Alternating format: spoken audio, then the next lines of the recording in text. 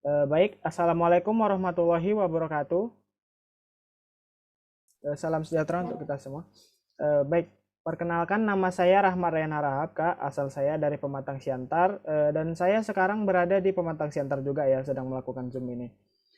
Saya mahasiswa dari Universitas Negeri Medan, saya jurusan bimbingan dan konseling, Stambu pada tahun 2020. Baik, jadi sebelum kita memulai bimbingan ini, saya enaknya manggil kakak apa nih, Kak? Bisa manggil Karis saja. Oke, saya panggil Kak Karis saja ya. Baik. Nah, sebelum kita mulai bimbingan kita pada hari ini, ya gimana nih kabar Kak Karisa nih? Puji Tuhan, sehat.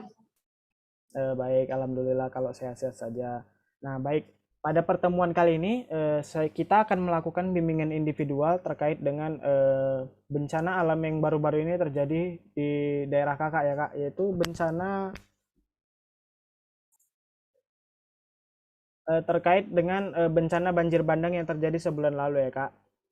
Baik, apakah sebelum itu, apakah kakak bersedia untuk mengikuti bimbingan ini dengan saya, Kak?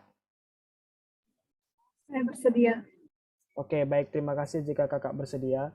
Eh, Baiklah, akan kita mulai. Yang pertama, bagaimana ceritanya nih sehingga kakak bisa mengalami masalah itu? Bisa diceritakan mungkin kronologinya kepada saya, Kak? Baiklah, jadi kan pada pagi hari ini, jam-jam 5. Jadi tiba-tiba itu air datang kencang banget gitu kan. Mm-mm. Terus kami juga nggak bisa melarikan diri. Jadi kami cuma bisa naik di atas meja. Jadi perasaan saya pada waktu itu kan merasanya jadi takut, gimana nanti kalau saya kehilangan keluarga saya, gimana nanti kalau mereka itu dibawa air gitu kan. Jadi saya juga jadi merasa sedikit trauma di sini, begitu saja. Oke, baik. Jadi kira-kira Kak nih ya, Kak, apa saja nih faktor-faktor penyebabnya nih, Kak, bisa terjadi hal seperti itu, Kak?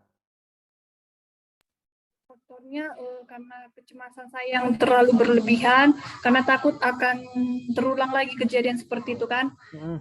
Kemudian saya takut karena saya kehilangan semua di sini jadinya.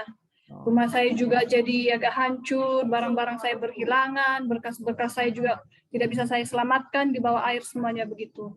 Dan saya juga jadi merasa agak stres memikirkannya gimana nanti saya bisa mengembalikan semua barang-barang saya ini. Begitu. Saya juga kan orangnya kekurangan. Mm-mm. Baik, eh, setelah melihat kejadian kakak tadi, mungkin bisa sedikit saya tambahkan ya kak mengenai dampak, faktor penyebabnya nih kak.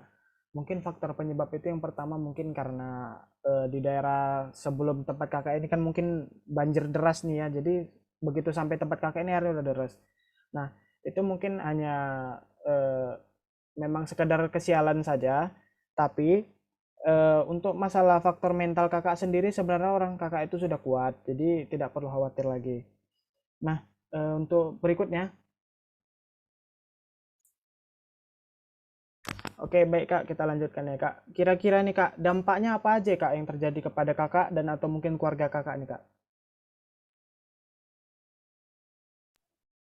Ya, baik. Jadi dampaknya itu semuanya berkas-berkas itu kan hilang itu. Jadi kemudian juga dampaknya seperti yang saya bilang tadi, saya merasa takut, cemas, stres, karena saya bingung juga kan, gimana nanti saya bisa mencari kembali berkas-berkas itu. Kemudian juga di sini bantuannya juga masih agak kurang, jadi saya masih merasa kurang gitulah pokoknya, merasa kurang dari segi pakaian di sini agak kurang juga jadinya, karena semua barang-barang itu kan dibawa sama air itu. Jadi ya cuma segitu yang bisa saya jelaskan. Oke, secara kebutuhan pokok kakak kekurangan lah ya berarti ya karena kejadian ini. Baik, untuk selanjutnya nih kak, kira-kira nih kak, apa saja sih yang sudah kakak lakukan ini untuk meminimalisir dampak dari kejadian ini kak, seperti itu kak? Jadi saya sudah melakukan memikirkan yang hal-hal yang positif supaya saya tidak mengingat lagi kejadian yang seperti lalu itu kan. Tapi kejadian itu selalu muncul di kepala saya gitu. Jadi saya takut. Jadi kalau ada hujan deras gitu kan, tiba-tiba saya kepikiran, gimana kalau nanti banjir lagi, gimana nanti kemana ini larinya, kemana tempat berteduhnya begitu. Oke. Nah, akan saya tambahkan sedikit nih untuk kakak jika nggak keberatan. Untuk upaya-upaya mungkin bisa dilakukan untuk meminimalisir ini, mungkin orang kakak mungkin bisa melakukan olahraga mungkin ya untuk sedikit melupakan kejadian-kejadian yang baru-baru terjadi ini. Saya tahu mungkin orang kakak sedang memang stres berat, tapi apa mau dibilang sudah kejadian ya kan kak, harus dilapangkanlah dadanya karena itu memang sudah kuasa dari yang di atas. Masih bersyukur saja kita kakak di sini masih sehat, keluarga masih sehat semuanya kak ya.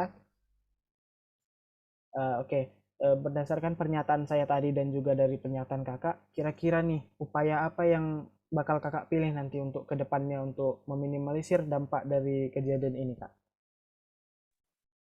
Jadi upaya yang saya pilih itu saya harus tetap bersyukur pada Tuhan. Jadi saya harus tetap bisa membuat diri saya lebih bersyukur, lebih bisa